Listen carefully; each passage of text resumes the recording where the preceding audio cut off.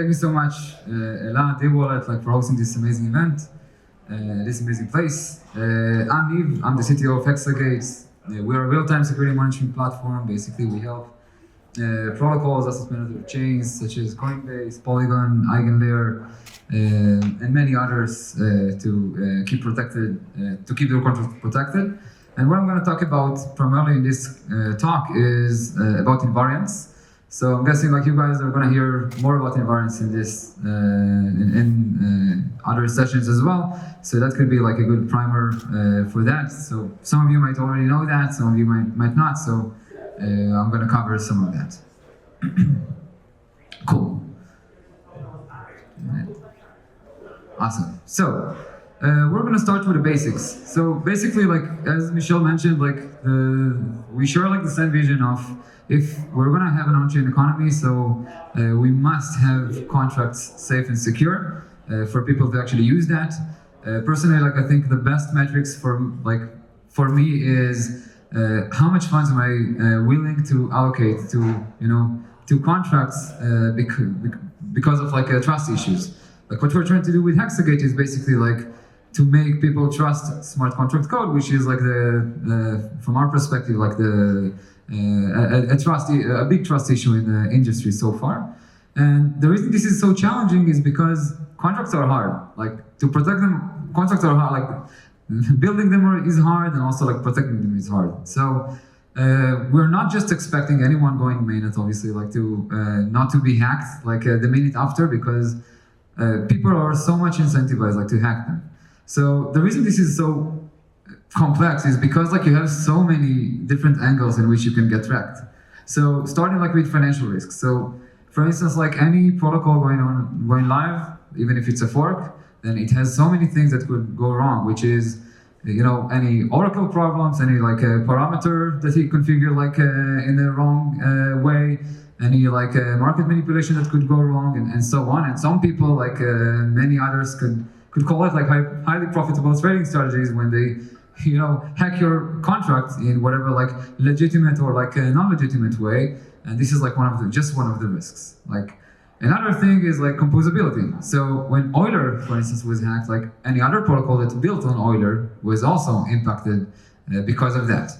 And same for the Nomad bridge. Any other protocol that built on that was wrecked because he was using tokens that were bridge using that bridge. Now this is just another thing. One other thing that has been possibly the top contender so far in 2024 is administration risks. People lose their private keys and then the contracts are upgraded and wrecked right away. And this is there are many examples, or even any governance malicious governance proposal examples that has happened in the past.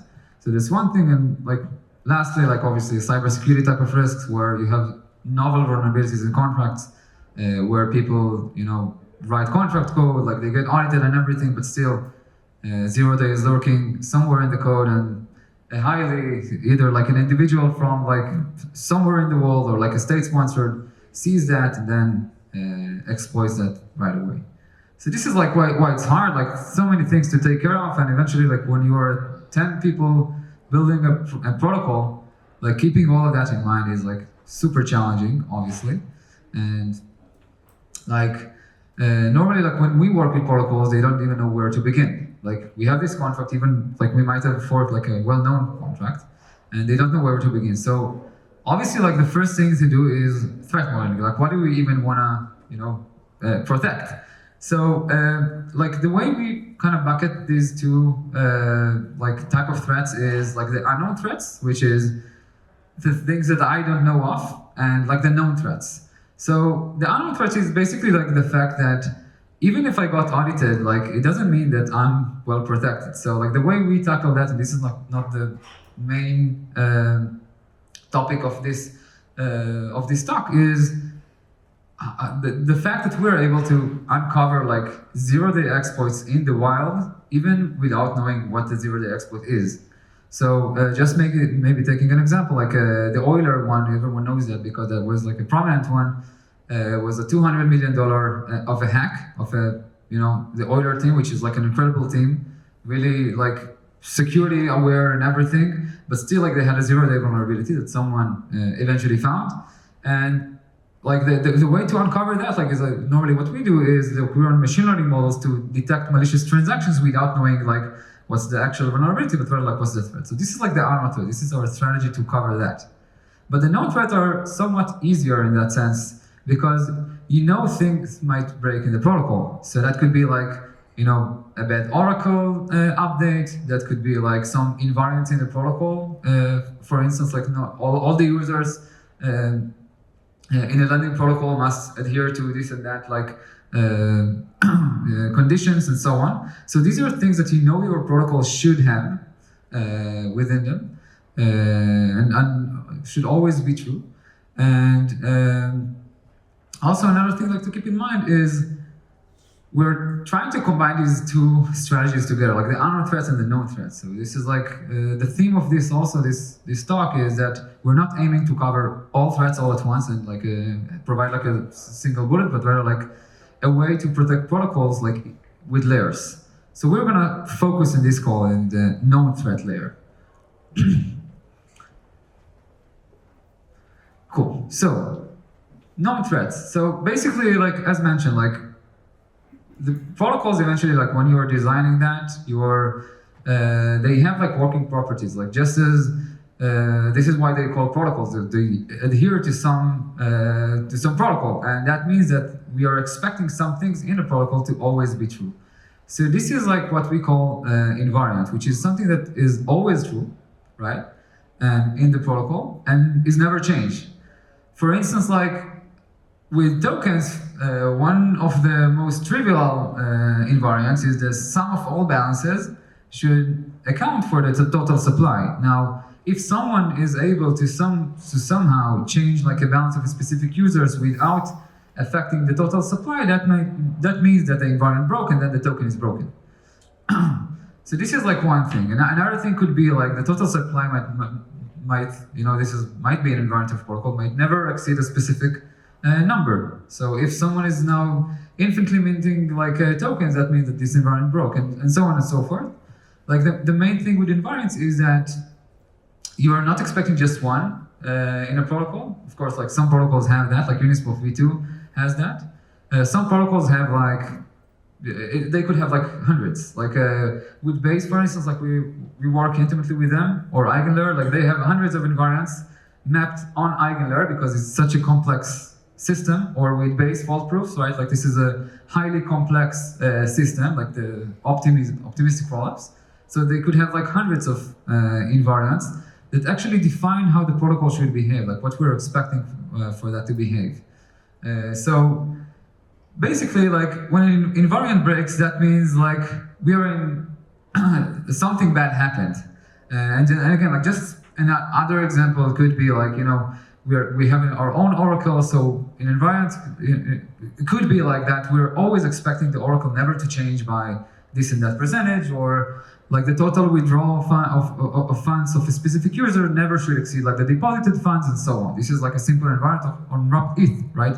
Like the number of deposited, never like the number of withdrawn funds of specific user and so on. And so this is just like invariants in general. Now, the thing with invariants is that it's very complex to map them. Like some invariants are simple, right? Like as we shown like in the token one, sum of all user balances equals to the total supply. But some might be very, very technically challenging to map. So like the thing with invariants, so like if we had all of these invariants mapped, then we could just like monitor for everything, and then whenever something breaks, like we pause anything, we take some automated response, or some, you know, we start like instant response and all the procedures to actually contain the incident. But as mentioned, like this is not an easy task. And we have in the room and probably like somewhere in the floor, like auditors and people and like, you know, bug bounty hunters and so on, who are actually working on when you research a protocol, many times like you map the invariants, because if you find a way to break them, then it means a vulnerability is found. So normally, like the way auditor works is if they do fuzzing, normally like the first step is to map the invariants and then write a fuzzing test that tries to break that. This is normally their strategy, like to do that. Like many auditing companies write foundry tests like for the invariants, and then they just continuously fuzz that and then try to break that. That's normally like the process that they take. Now, the problem with fuzzing, it's obviously like a great thing to do, and like again, like security is a layered, like security in layers. So the problem with fuzzing is that it's not guaranteeing that you covered all code flows, right? Like, let's say you map the invariant, but then like your fuzzing is not like covering anything, not finding all the edge cases. So fuzzing or even formal verification for complex systems, especially if there are like multiple components and like things like bridges and like rollups and so on, it's really hard to to formally verify or like to fuzz because like the setup is so complex, is that it doesn't cover anything. Now, we're not saying like these are not like these are bad things to do, but rather like just another step in the security stack that normally people that doing security should do. Cool. So all in all, like monitoring for invariants is basically like looking at live traffic, and whenever it breaks, like to start an incident and like contain the incident. And it's just like from our perspective, it's just like another fence like in the stack. And as a security vendor, like detecting exploits, like we've detected all exploits like ever since Genesis, and we are continuously detecting new ones as they come, even like ones of 100 bucks. Many exploits like span for a lot of time. So many times it's not just like a single transaction that wipes everything, but it's the multiple transactions that wipes the entire thing. So many times, like if an environment breaks, like many times, like you're expecting, if you manage like to pause, you could have saved like a substantial amount of money. Like on the Euler finance, they had like 15 minutes, so they could save like I think they could save like at least if they even monitored for environments, like at least like $192 million. And like Sony Finance was a compound fork that got hacked lately. Could have saved like at least like for 20 million, could have saved like at least like everything, but even if you monitor the environment, at least like $90 million and so on. So monitoring for these environments, even though you have fuzzing, you have like, compound has been researched, like in Sony is like a compound fork, but still broke, is paramount to security. Awesome. So what I'm going to do now is just quickly go over like a couple of examples where I think, which are really interesting ones, because these projects got audited like by 10 auditors, and still people find bugs. And these bugs could be potentially remediated by monitoring for invariants. So we'll start like with the first one. So this one is just like from a couple of months ago, released by Asymmetric Research. So they researched like the Polygon node. Basically, Polygon has been audited like dozens of times. It's up and running for so long, so far, right? Like a couple of years, and they found a bug like just like that, even though it's audited and everything. And this is a type of bug where it's on the known threat type of bugs, right? Like like the bridge could, like we'll touch on the bug in a second, but basically it breaks the bridge. So and it's able like to drain the bridge because it's expecting something to happen and it's not happening. And only an invariant monitor could actually uncover that. What happens in this bug is basically they're able, like the way bridge works is you deposit funds in one side, and then the Polygon node sees that, and then he's able to meet you on the other side. And the same happens on the other way around. Like if you have funds on Polygon, you need to burn them. Then the node sees that, and then you're able to release them. What they were able to do is to somehow fake an event that makes them withdraw all the funds on one of the sides without even doing like the needed the needed operation on the other chain. Now, a very simple invariant, possibly true for all bridges, is for every withdraw on layer 1, check that the funds were actually burnt on layer 2. And for every mint on layer 2, check that it was deposited on layer 1. Now, this is a very simple invariant, like true for, this is like again, like a known threat. someone is withdrawing funds without burning them, then it's a problem. So this is a very simple environment that could monitor that. Again, for like very quickly on like Euler and Venus. So Euler as well, like E token, D token. So basically, as you see, this is just from the docs. So these operations works both on E tokens and D tokens. Like any mint or any burn on these tokens should be always identical. Like this is from their docs, and they had a single function that did not adhere this invariant. Now, what happened with Euler is someone exploited that and created this discrepancy where they could only mint E tokens and not touch like D tokens. And that was a very simple invariant that they could monitor because this is a known thread. They actually knew this is an invariant. And if they had that, they could monitor that and take action. And same for the Venus exploit, like a bad Oracle update. They knew the Oracle could break, like obviously because they integrate an Oracle, but still, it reported like the wrong price. And it was like by far the wrong price from like the latest price, and that's it. Just maybe like concluding that.